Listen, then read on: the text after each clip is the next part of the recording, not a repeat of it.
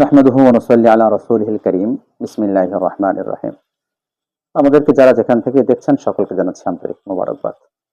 আজকে আমরা আলোচনা শুনব হালাল প্রাণীর কোন কোন অঙ্গগুলো বা অংশগুলো খাওয়া নিষিদ্ধ।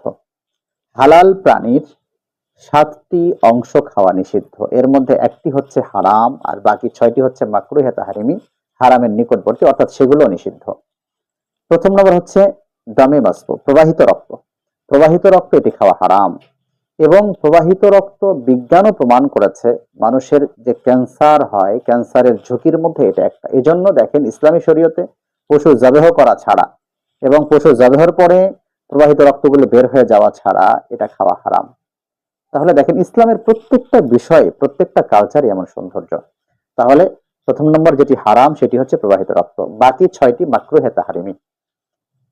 দ্বিতীয় নম্বর হচ্ছে অন্ডকোষ, ৩ নম্বর পিত্ত, ৪ নম্বর মাদি পশুর পেশাবের স্থান, ৫ নম্বর অতিরিক্ত গোস্ত, অতিরিক্ত চামড়ার ভিতরে যে অতিরিক্ত গোস্তগুলো থাকে সেই অংশগুলো, ৬ নম্বর পেশাবের থলি, ৭ নম্বর নর পশুর পুরুষাঙ্গ।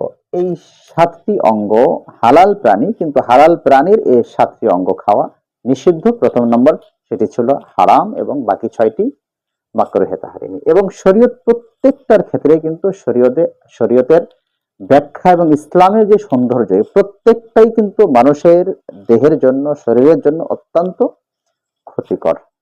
আমরা এই বিষয়গুলো থেকে বেঁচে থাকবো। আল্লাহ তাআলা আমাদেরকে তৌফিক দান করুন। ওয়া আখিরু দাওয়ানা আলহামদুলিল্লাহি রাব্বিল আলামিন।